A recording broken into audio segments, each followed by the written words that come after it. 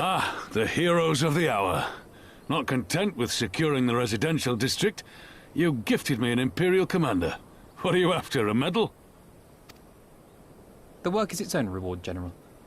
I must say, however, that Fordola's claims were not a little disturbing. What manner of power could Xenos have acquired that might equal an Icon? Might she speak of our missing Omega? Very possibly. The Empire's fondness for comparable Allagan technologies is exceedingly well documented. Have we made any progress with our own investigation? None. The search goes on in earnest, but Sid has thus far found nothing of note. Mayhap the Garleans beat us to it. If they were working desperately to repair the machine, that might explain their decision to remain within their walls.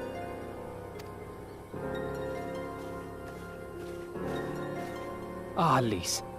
I trust you surrendered Fordola into custody without incident. We were just discussing the pilot's claims. About Xenos and his newfound powers. She hasn't said a word on the subject since we rescued Kryl, even when the interrogator asked nicely.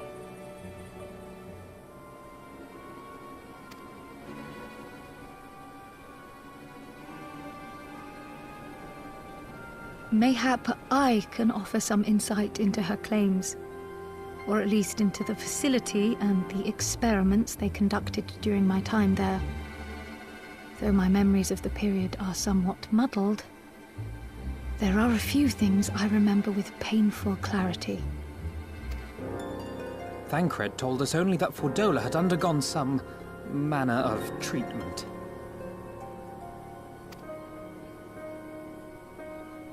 Yes. It is a place wholly dedicated to the creation of enhanced beings, whom they refer to as the Resonant. As I understand it, the process aims to imbue a test subject with the qualities of an individual with demonstrated magical aptitude. This entails the mechanical extraction and transfusion of some manner of primordial essence. So that's how Fordola improved so fast. I knew there had to be something. She wasn't half as strong or quick to predict my attacks when we first met. If it weren't for Oriange's siphon thingy, I really don't think we'd have beaten her.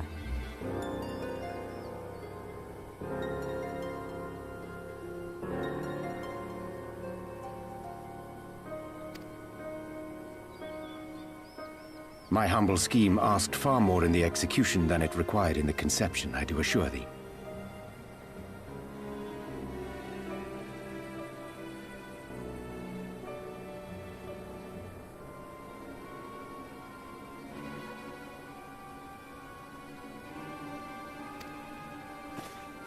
Oh, you've got to stop doing that. In calling upon Lady Alisaie after her defeat, I was most intrigued to learn of the apparent effortlessness with which Fordola countered her attacks. 'Twas as if she knew the blade's destination ere its journey began.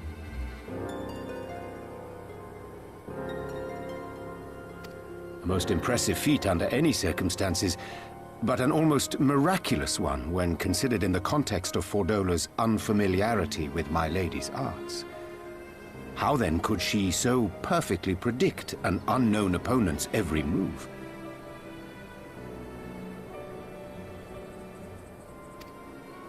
After much deliberation, I surmise that Fordola may be possessed of a preternatural ability to divine meaning from the fluctuations of an individual's ether and to instinctively react.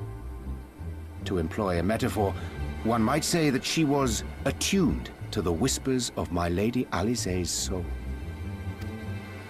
Wait, have you not just described a manifestation of the Echo? I had no conclusive proof. The available anecdotal evidence suggested only that Fordola was uncommonly sensitive to etheric fluctuations, and 'twas this which led me to develop my stratagem. I would fashion a device with the capacity to generate a massive disruption in the surrounding ether. If, as I suspected, Fordola's senses were indeed questing for the most minor of oscillations, the shock of exposure to a more amplitudinous etheric waveform would be akin to a debilitating bout of ether sickness. How ingenious.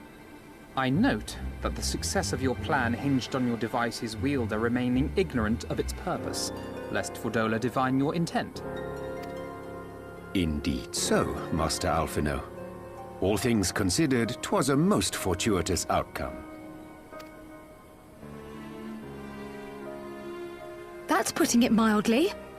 In any event, if Urianger is correct, that would mean these Resonant have been granted the power of the Echo via artificial means. A sobering thought, to say the least, and one which makes me wonder what else Xenos has in store.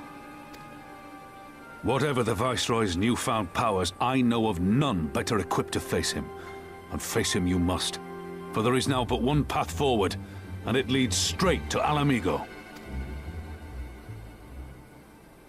And it's not as if we came unprepared.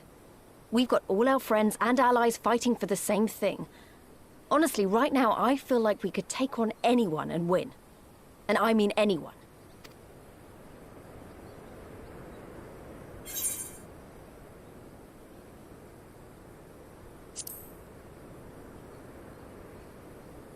Exactly. Oh, I wouldn't want to be in Xenos' boots. Not with the likes of us coming to get him.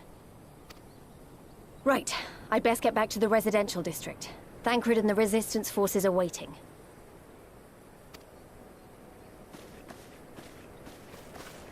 It is time we join the main host. Kryl, in light of your recent ordeal, might I suggest that you remain with the rearguard for now? Oh, if you insist. Just this once.